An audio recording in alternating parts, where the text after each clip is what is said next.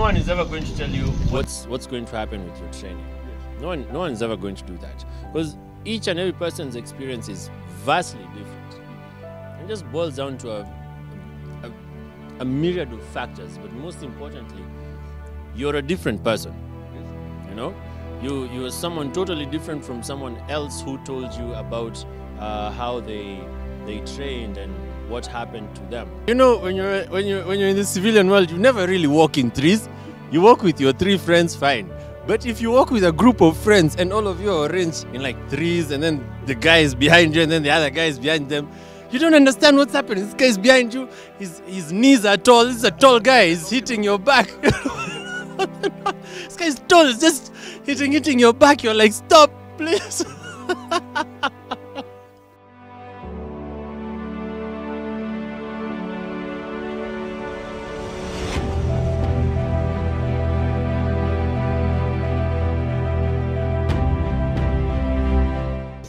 Facing the chairman.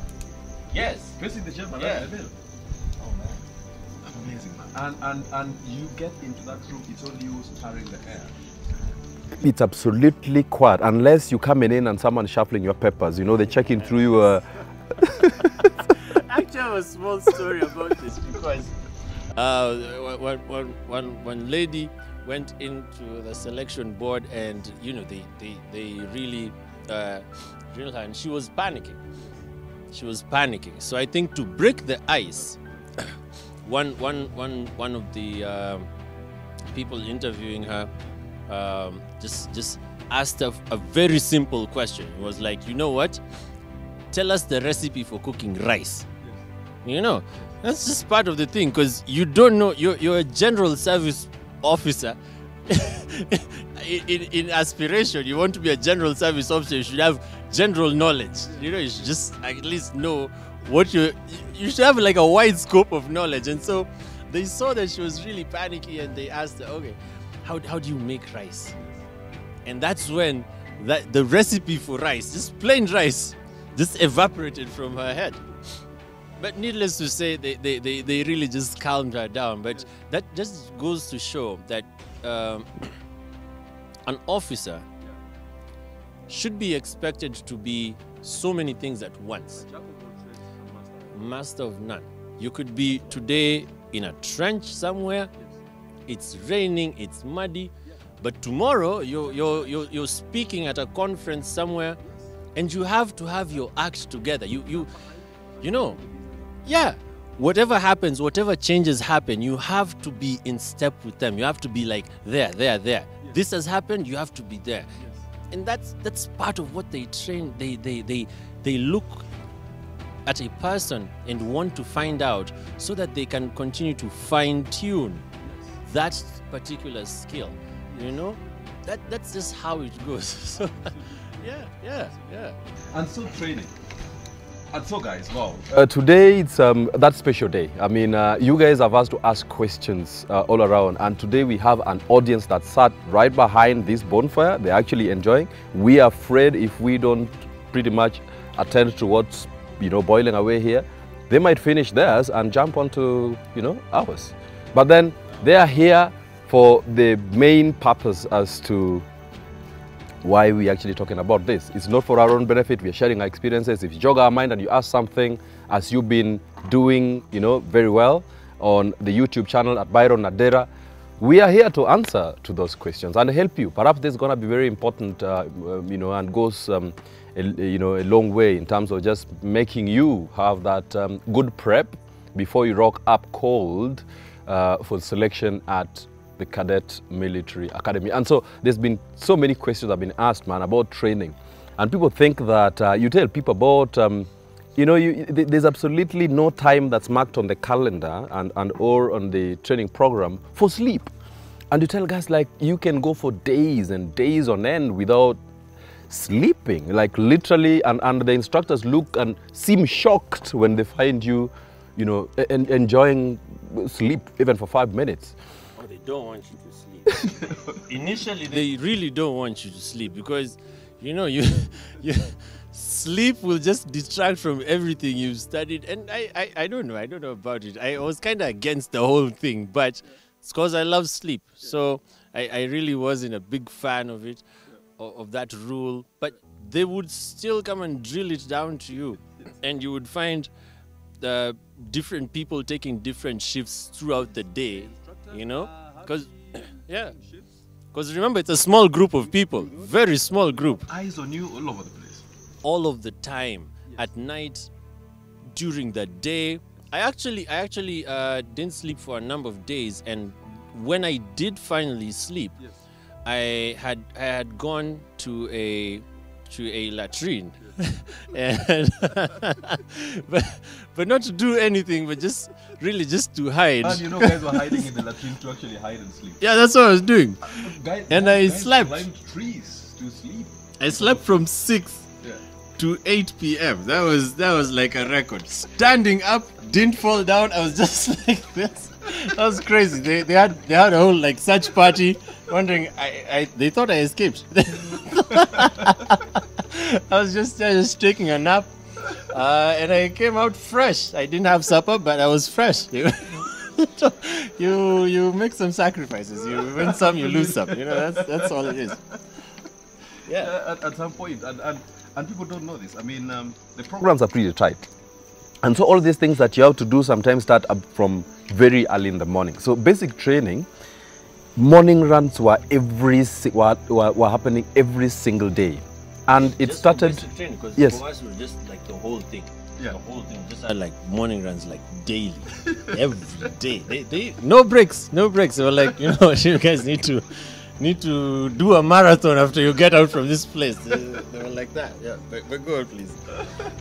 Yeah, but I mean, basically, the other trainings, of course, the senior trainings at all. of course, we still had morning runs, unless we were in the field doing those, you know, the exercises, breakout as we call them. The first time that you're actually going out of camp to do activities out of camp. So breakout for us did go down at Elementaita. I don't know if it's the same thing. But at the basic cadet phase, you know, the basic training phase, 3 months? Oh yeah, the first 3 months. Yes, the first 3 months. Basic one, yeah. Yes. Then you have to do like that ceremony where you graduate. Now you drop shorts. Now you starting to try to take trousers. You know, a lot more parades are now happening. Oh yeah, that was very yes. nice. So at that point in time, crazy man, the PT shorts and mine. Of course, you know that I was at bulked up quite a bit. Yeah. My short, and I think whoever gets the tender to make those uniforms, I don't know, for the army, must be a lazy tailor or sorts. So it's just one cut for everybody, Yeah, or it's one just size fits all. That's the rule. That's the rule. You know? So my short was looking like a swimming costume, and my shirt was, you know, something else. And by the time you are done with a number of days at the parade, people looked like they had some red colorish. I don't know if you guys experienced that. You know, you are sun-baked, and that V of the. Ah, yeah, I get what you're saying. Because the uniform kind of has this whole lapel thing going on here, and most of the time you're in the sun. You know, you're pretty much in the sun, so you kind of develop this triangle over here, and no matter what you wear, you still have this dark patch, and it takes a while to get away. You know, it's actually like a dead giver if you want to know someone who's serving, because you have this dark patch over here. I have a question though. How long did it take for you to size down your PT shorts? Like the initial issue, how long did it take for you to no longer fit in those? Because it wasn't long. It wasn't long. Because ideally, the food that is served is meant to really just keep you alive, sustain you. to just sustain you. Like and that's why I don't know if you also had it. It was absolutely legal to actually do or eat Raia food, like. Yeah, go to the shops, but we still would find a way to. Well, this is a giveaway, but then you have to supplement. You are constantly very hungry. I tell someone that you could really squeeze a loaf of bread into a small ball like this, and sometimes you hide it in your. Very possible. In fact, you could just take like 2 bites of an entire loaf of bread and just finish it. Just squish it. In fact, one time, me and my friend went and just snuck around and bought bread. We had this huge ass bread, the big one, yeah? I don't want to say the name, No, it has a different name in Kiswahili, but it's still a very nice name. So we opened both sides of the bread, right? That was the game plan. So we opened both sides of the bread, and the idea was that we would eat an equal number of slices. And remember, we are hiding. We are actually in the bushes somewhere, eating bread dry.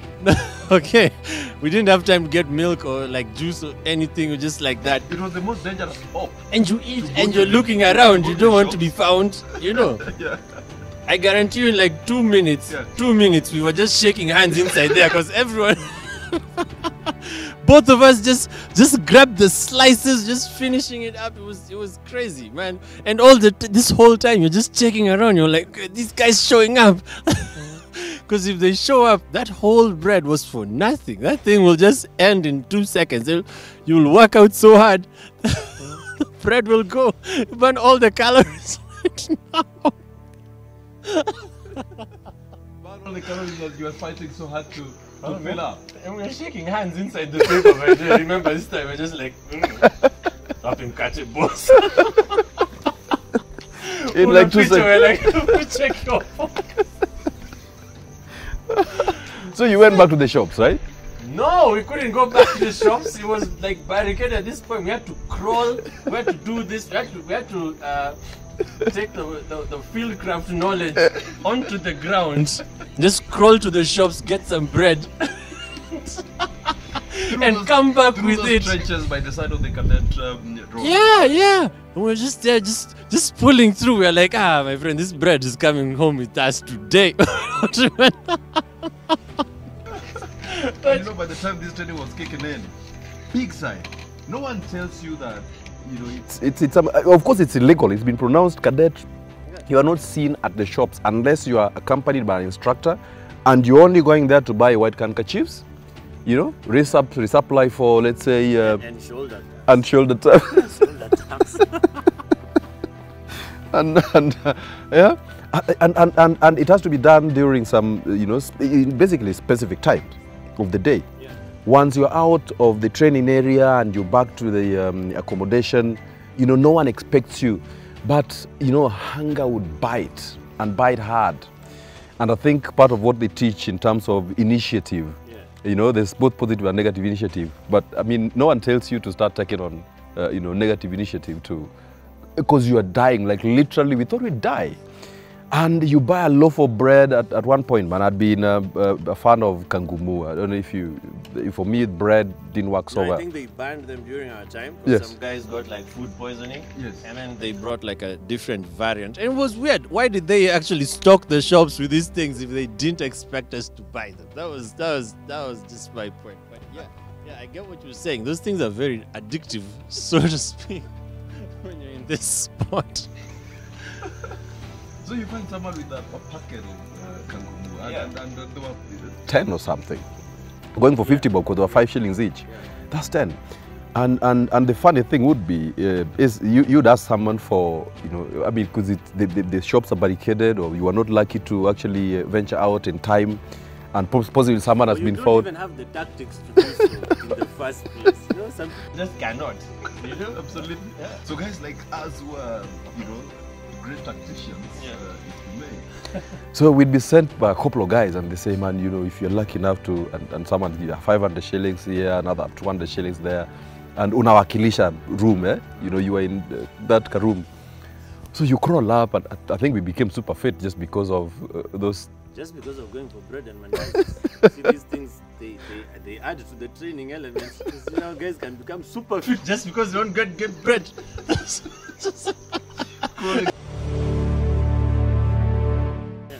And you hear people scrambling, especially for the guys who didn't Who Yeah. didn't have enough tactics to go and get their own bread. and they're asking someone for even 2 kangumus, and they're buying for like exorbitantly. Like someone would sell you a kangumu if they raise that much for like 50 shillings a kangumu. But someone says, man, irrespective of the money you're offering, I only have 10. So the shopkeepers sometimes would be malicious. Some of them were malicious, you know. The most expensive thing I ever bought was bread and milk. That's the most expensive thing. It was like 1,000 shillings for those two. because I never got the change back. I still want the change, by the way. These guys just took my K and gave me bread and milk like this, just one packet. Never got the change. Or like, my friend, do you want to come and get the change from the shop? I'm like, nope. No, I'd rather have this bread and this milk and go on my merry way. That's all I need right now.